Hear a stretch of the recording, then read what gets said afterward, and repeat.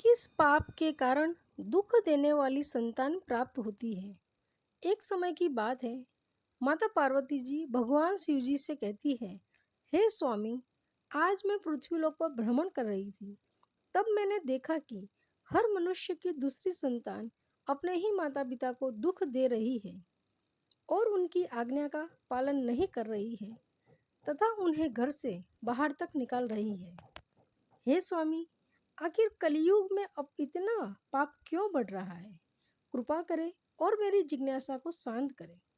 तब भगवान शिव जी कहते हैं, हे देवी पार्वती जी, अभी कलयुग चल रहा है और जिस घटना की आप बात कर रही हैं वो भी एक गाय का ही श्राप है, जिस कारण से मनुष्य के संतान आज उन्हें दुख दे रहे हैं।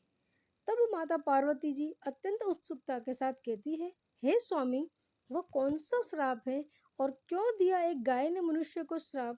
तब भगवान शिव कहते हैं, हे देवी पार्वती, आज मैं आपकी सारी शंका को दूर करता हूँ, किंतु आपको इस कथा को पूरा ध्यान से सुनना होगा और मानव जाति के कल्याण हेतु इसका प्रचार भी करना होगा। जो भी स्त्री तथा पुरुष इस कथा का श्रवण करेगा, उनके सारे पाप नष्ट हो जाएंगे और उसे मुक्ति भी मिल जाएगी और उन पर मेरी दृष्टि कृपा दृष्टि सदैव बनी रहेगी। फिर माता पार्वती जी कहती है, स्वामी, मैं ऐसा ही करूँगी। मेरा सौभाग्य है जो इस कथा का श्रवण करने का अवसर मुझे मिला है। फिर भगवान शिव जी कहते हैं, हे देवी पार्वती, इस विषय में अब हम आपको एक प्राचीन कथा सुनाते हैं। आप ध्यान से सुनो। फिर भगवान शिव कथा सुनना शुरू करते हैं। प्रिय श्रोताओं, कथा शुरू करने से पहले आप सभी से छोटी सी गुजारिश है कि वीडियो अच्छा लगे तो वीडियो को लाइक करके चैनल को सब्सक्राइब जरूर करें। पूर्व काल की बात है, तभी कलयुग की शुरुआत होने वाली थी और कलयुग का असर मनुष्य जीवन पर पड़ रहा था। सुमरंदा नदी के तट पर एक अमर नगर बसा हुआ था। वहाँ सभी वर्गों के लोग अपने अपने धर्म का पालन करते थे और सत्य एवं सत्कर्म में लगे रहते थे। उस नगर में कर्मवीर नामक एक ब्राह्मण रहता था, जो कि समस्त वेदों का विशेषज्ञ और सभी प्रकार के धार्मिक कार्यों में आगे रहता था। वह ब्राह्मण दूसरे सूर्य की तरह अत्यंत तेजस्वी जान पड़ता था। कर्मवीर धनवान ब्राह्मण होने के बावजूद भिक्षा मांगते हुए जीवन निर्वाह करता था। उसकी पत्नी का नाम आर्या था। वो अत्यंत सुंदर थी, मानो स्वर्ग की अप्सरा हो, तथा उसका जन्म भी अच्छी कुल में ही हुआ था। फिर भी वह स्वभाव से बड़ी हठीली और क्रूर थी। उसे अपने सौंदर्य और धन का बड़ा घमंड था। वो हमेशा ही दूसरे लोगों की निंदा किया करती थी, परंतु घर का कामकाज करने में बड़ी ही बहादुर थी। वो बहुत कंजूस थी। फिर भगवान शिव जी कहते हैं, हे देवी पार्वती, उसे झगड़ा फसाद करना, चुगली करना, ये सब तो उसकी आदत थी। अपितु वे दोनों पति पत्नी बड़े प्रेम से रहते थे, फिर भी उन्हें कोई संतान नहीं थी। इसी कारण से धन जायदाद तथा घर आदि कोई भी वस्तु उन्हें सुखद नहीं जान पड़ती थी। कुछ समय के पश्चात उन्होंने संतान प्राप्ति के लिए एक धर्म यज्ञ किया। वे गरीबों को सदा गौ, भूमि, स्वर्ण और वस्त्र आदि दान करने लगे। उन्होंने अपने धन का आधा भाग धर्म के मार्ग में ही खर्च कर दिया था। फिर भी उन्हें न कोई पुत्र या पुत्री हुआ। इस कारण से ब्राह्मण को बड़ी चिंता हुई और वह अत्यंत दुखी होकर एक दिन घर छोड़कर वन में चला गया। वन में चलते चलते वहां दोपहर के समय में उसे प्यास लगी, इसलिए वो एक नदी के किनारे गया और वहां जल पीकर बैठ गया। संतान न होने की चिंता का कारण उसका सारा शरीर दुर्बल हो गया था। वो अत्यंत कमजोर और दुखी रहने लगा था, मानो जैसे कि उसके शरीर में प्राण ही नहीं हो। फिर भगवान शिव जी कहते हैं, हे देवी पार्वती, उस ब्राह्मण की पूजा पाठ और ईश्वर भक्ति को देखकर भगवान श्री हरि विष्णु एक सन्यासी का रूप धारण करके उसी नदी के पास जा पहुँचे। सन्यासी वहां आए। उन्होंने भी नदी में से जल पिया और दूसरी तरफ बैठे। ब्राह्मण को देखा तब ब्राह्मण सन्यासी को देखकर उनके चरणों में मस्तक झुकाकर जोर जोर से सांस लेते हुए उनके सामने खड़ा हो गया। तब सन्यासी ने पूछा, हे ब्राह्मण, तुम रोते क्यों हो? तुम्हें कौन सी चिंता सता रही है? तुम शीघ्र ही मुझे अपने दुख का कारण बताओ। फिर ब्राह्मण ने कहा, हे मुनि, मैं अपना दुख क्या कहूँ? यह सब मेरे पूर्व जन्म के पाप का संचित फल है। मेरी कोई संतान नहीं है, इससे मेरे पितर भी दुखी हैं। मेरे पूर्वज मेरे दिए हुए जल को जब पीने लगते हैं, उस समय उनकी दयनीय अवस्था देखकर मेरा हृदय विचलित हो जाता है। देवता और ब्राह्मण भी मेरी दी हुई वस्तुएं प्रसन्नतापूर्वक नहीं लेते हैं। संतान के दुख से मेरा संसार सूना सा हो गया है। अतः अब मैं यहाँ इस नदी में प्राण त्यागने के लिए आया हूँ। संतानहीन पुरुष का जीवन धिक्कार के योग्य है। जिस घर में कोई संतान या कोई बाल बच्चे न हो, वह घर भी धिक्कार देने योग्य है। निसंतान पुरुष के धन को भी धिक्कार है तथा संतानहीन कुल भी धिक्कार के योग्य ही है। मैं अपने दुर्भाग्य को कहाँ तो बताऊं। हे मुनि, मैं जिस गाय को पालता हूँ वो भी सर्वथा वंध्य हो जाती है। मैं जिस वृक्ष को बोता हूँ उस वृक्ष में भी फल नहीं उगते। इतना ही नहीं, मेरे घर में बाहर से जो फल आता है वो भी शीघ्र ही सूख जाता है। जब मैं ऐसा अभागा और संतानहीन हूँ तो इस जीवन को रखने से क्या लाभ है? इतना कहकर वो ब्राह्मण दुख से व्यथित हो उठा और उस सन्यासी बाबा के पास फूट फूट कर रोने लगा। सन्यासी के हृदय में बड़ी करुणा भर आई। उन्होंने ब्राह्मण के ललाट में लिखे हुए विधाता के अक्षरों को पढ़ा और सब कुछ जानकर विस्तार पूर्वक कहना आरंभ किया। तब सन्यासी ने कहा, हे ब्राह्मण सुनो, मैंने इस समय तुम्हारा प्रारब्ध देखा है। उसे मालूम पड़ता है कि 7 जन्मों तक तुम्हारी कोई संतान किसी भी प्रकार से नहीं हो सकती है। अब तुम संतान का मोह छोड़ दो, क्योंकि यह महान अज्ञान है। देखो, कर्म की गति बड़ी प्रबल है। अब तुम विवेक का आश्रय लेके संसार की वासना त्याग दो। वर्ष पूर्व काल में संतान के ही कारण राजा सागर और अंक को दुख भोगना पड़ा था। इसलिए अब तुम कुटुंब की आशा छोड़ दो, इसी में तुम्हारी भलाई है। त्याग में सब प्रकार के सुख है। तब ब्राह्मण कहता है, हे सन्यासी बाबा, विवेक से क्या होगा? मुझे तो जैसे बने वैसे पुत्री दे दीजिए, नहीं तो मैं शोक से मूर्छित होकर अपने प्राण ही आगे त्याग दूंगा। पुत्र आदि के सुख से हीन यह सन्यास तो सर्वथा नीरस ही है। संसार में पुत्र पौत्रों से भरा हुआ गृहस्थ आश्रम सरस है। ब्राह्मण का यह आग्रह देख श्री हरि विष्णु रूपी सन्यासी ने कहा, देखो, विधाता के लेख को मिटाने का हठ करने से राजा चित्रकेतु भी कष्ट भोगना पड़ा था। अतः अभागी के जिस सिख पुरुष को कुशल दिया तो उसे पुरुष के समान तुम्हें पुत्र से सुख नहीं मिलेगा। फिर भी तुम हट कर कर जा रहे हो। तुम्हें केवल अपना स्वार्थ ही सूझ रहा है। अतः मैं तुमसे क्या कहूँ। फिर भगवान शिव जी कहते हैं, देवी पार्वती, अंत में ब्राह्मण का बहुत आग्रह देख सन्यासी ने उसे एक फल दिया और कहा, इसे तुम अपनी पत्नी को खिला देना। इस फल के बीज के कारण उसे पुत्र होगा। और हाँ, तुम अपनी पत्नी को बताओ कि वह 1 वर्ष तक सत्य, दया भाव और दान के नियमों का पालन करते हुए प्रतिदिन एक ही समय भोजन करे। इससे उसका बालक अत्यंत शुद्ध स्वभाव वाला होगा। ऐसा कहकर वो सन्यासी चले गए और ब्राह्मण अपने घर लौट आया। यहाँ उसने अपनी पत्नी के हाथ में वो फल दे दिया तथा उसे फल की कठोर नियमों का समझाकर वह स्वयं कहीं चला गया।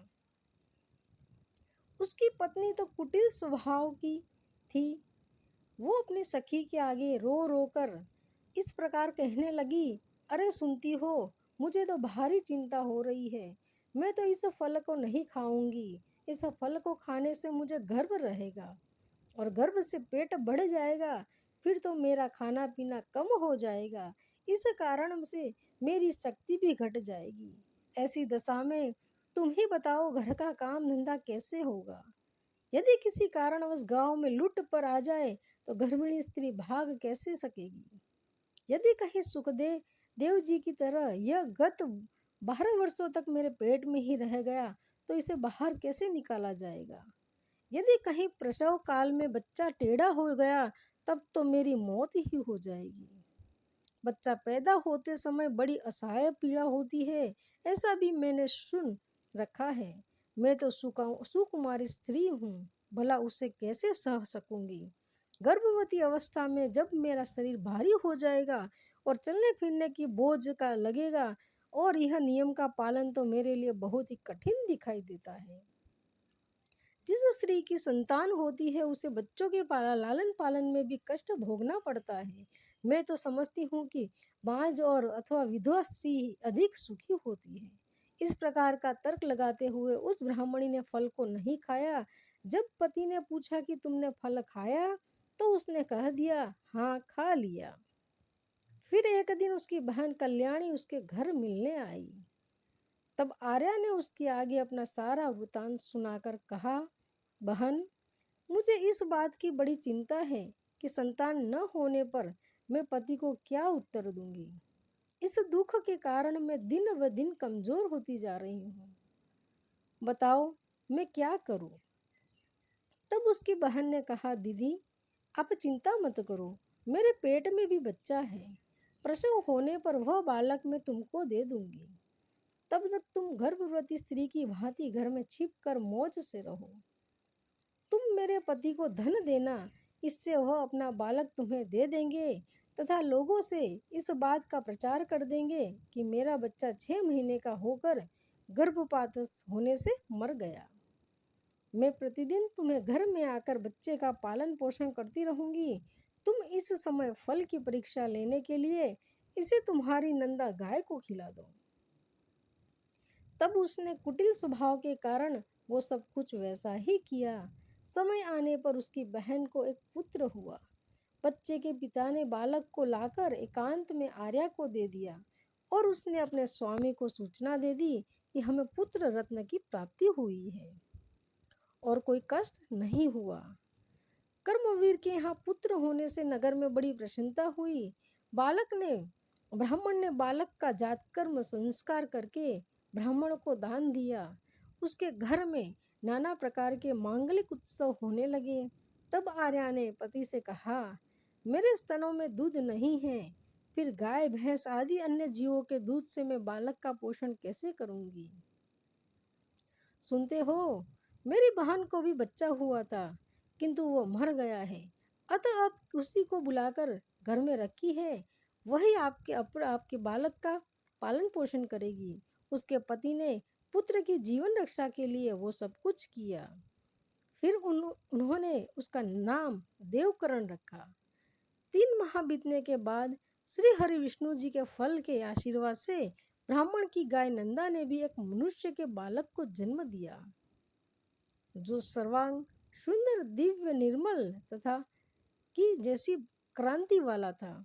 उसे देखकर आत्मदेव को बड़ी प्रसन्नता हुई और उसने स्वयं ही बालक के सब संस्कार किए। यह आश्चर्य का समाचार सुनकर सब लोग उसे देखने के लिए आए और आपस में कहने लगे, देखो भाई, इस समय कर्मवीर कैसा भाग्य उदय हुआ है कि कितने आश्चर्य की बात है कि गाय के पेट से भी देवता के समान रूप वाला बालक उत्पन्न हुआ। किंतु देव योग से किसी को भी यह गुप्त रहस्य का पता न लगा। उस बालक के कान गौ के समान थे। यह देखकर कर्मवीर ने उसका नाम गोकर्ण रख दिया। फिर भगवान शिव कहते हैं, हे देवी पार्वती, एक दिन की बात है जब कर्मवीर कहीं बाहर गया हुआ था और सुभद्रा की बहन भी बीमार पड़ गई थी, इसलिए उससे ही दोनों बालकों को संभालना पड़ गया। तभी उसने नंदा गाय का दूध निकालकर केवल अपने ही पुत्र को पिलाया और गोकर्ण को नहीं दिया, तथा वो हमेशा गोकर्ण को द्वेष करती थी, उसे बहुत मारती पीटती थी और हमेशा अपशब्द कहती थी। फिर उसी दिन आर्या के मन में एक विचार आया कि आज घर पर कोई नहीं है, यही सही मौका है इसे ठिकाने लगाने का, क्योंकि भविष्य में गोकर्ण भी उसकी जायदाद का वारिस बनने वाला था, जबकि उसका ही पुत्र इस सारे धन का अकेला वारिस होगा। इसलिए उसकी कुटिल स्वभाव में यह विचार आया कि क्यों न मैं इसे आज जहर देकर मार डालूं, और उसने ऐसा ही किया। तब दोनों बालक मात्र 1 वर्ष आयु के ही थे। फिर आर्या के गोकर्ण को उसकी माँ नंदा के दूध में जहर मिलाकर उसे पिला दिया, किंतु वो तो स्वयं भगवान श्री हरि विष्णु जी का आशीर्वाद था। इसलिए जहर के कारण तड़पते हुए वो अपनी माँ के पास रेंगते हुए जा पहुंचा। नंदा गाय अपने पुत्र की ऐसी हालत देखकर वह अत्यंत दुखी हो गई, और उसने भगवान शिव का स्मरण करते हुए अपने बच्चे का विष हरने का करुण विलाप किया। तभी भगवान शिव ने के तेज के कारण वह बालक तुरंत ही ठीक हो गया और अपनी माँ का दूध पीने लगा। भगवान शिव कहते हैं, हे देवी पार्वती, नंदा अत्यधिक क्रोध में आकर उसने आर्या के अपराधों को देखते हुए उससे श्राप दिया और कहा, हे ईश्वर, अगर मैं सत्यवादी हूँ तो इस संसार को साक्षी मानते हुए समस्त स्त्री जाति को यह श्राप देती हूँ कि अगर कोई भी स्त्री अपने पराये पुत्रों में भेदभाव रखेगी या दूसरों के बच्चों को पीड़ा देगी तो उनकी भी पुत्र उन्हें जीवन भर पीड़ा देंगे और उन्हें कष्ट देंगे। जब उन्हें सहारे की अत्यधिक जरूरत हो तभी भी उनका साथ छोड़ दे, यह मेरा श्राप है। कुछ काल व्यतीत होने पर वे दोनों ही बालक जवान हो गए। उसमें गोकर्ण तो पंडित और ज्ञानी हुए, किंतु देशकर्ण महादुष्ट निकला। वो तो तुच्छ अन्न का सेवन करता क्रोध में भरा रहता था।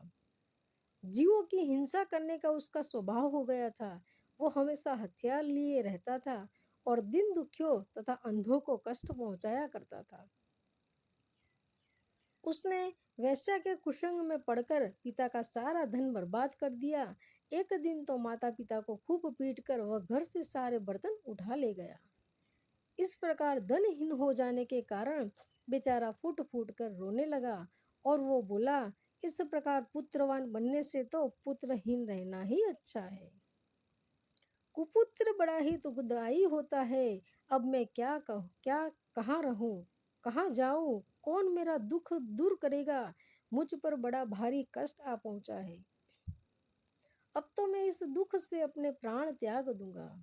भगवान शिव जी कहते हैं, हे देवी पार्वती, इसी समय सत्यवान गोकर्ण वहां आए और वैराग्य का महत्व दिखलाते हुए अपने पिता को समझाने लगे। पिताजी, यह संसार में कुछ भी साफ नहीं है, दुख ही इसका स्वरूप है। यह जीवों का मोह में डालने वाला है। भला यह कौन सा किसका पुत्र है और कौन किसका धन? जो इसमें आसक्त होता है उसे ही रात दिन जलना पड़ता है। इंद्र तथा चक्रवर्ती राजाओं को भी दुख सुख नहीं है। सुख तो बस एकांतवासी वैराग्य एवं मुनि को ही है। संतान के प्रति जो आपकी ममता है यह महान अज्ञान है। इसे छोड़िए, क्योंकि मोह में फंसने से मनुष्य को नरक में ही जाना पड़ता है। औरों की तो बात ही क्या है, आपका यह शरीर भी एक न एक दिन नष्ट हो जाएगा, आपको छोड़कर चल देगा। इसीलिए आप अभी से सब कुछ छोड़कर वन में चले जाइए। गोकर्ण की बात सुनकर उसके पिताजी कर्मवीर वन में जाने के लिए मान गए और बोले, हे पुत्र, मुझे वन में रहकर क्या करना चाहिए ये विस्तार पूर्वक बताओ। मैं दुखी आत्मा हूँ। अब तक कर्मवश स्नेह के बंधन में बंधकर मैं अपंग की भांति इस गृह रूपी अंधेरे कुएं में ही पड़ा हुआ हूँ। हे पुत्र, तुम निश्चय ही मेरा उद्धार करोगे। तब गोकर्ण ने कहा, पिताजी, हड्डी मांस और रक्त के रूप इस शरीर में अपनेपन का अभिमान छोड़ दीजिए और स्त्री पुत्र आदि ये मेरे हैं इस भाव को सदा के लिए त्याग दीजिए। इस संसार को निरंतर क्षण भंगुर देखिए और एकमात्र वैराग्य रस के रसिक होकर भगवान के भजन में लग जाइए। सदा ही भगवत भजन रूप दिव्य धर्म का ही आश्रय लीजिए।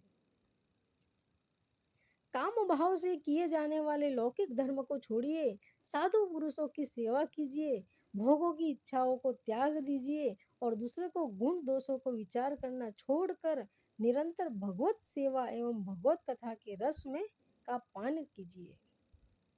इस प्रकार पुत्र के कहने पर कर्मवीर 60 वर्ष की अवस्था में बीत जाने पर घर छोड़कर स्थिर चित्त से वन को चले गए और वहाँ प्रतिदिन भगवान श्री हरि विष्णु जी की परिचर्या करते हुए नियम पूर्वक दसम स्कंद का पाठ करने से उन्होंने भगवान श्री कृष्णचंद्र को प्राप्त कर लिया। दोस्तों, वीडियो अच्छा लगा हो तो वीडियो को लाइक कीजिएगा, चैनल को सब्सक्राइब कीजिएगा।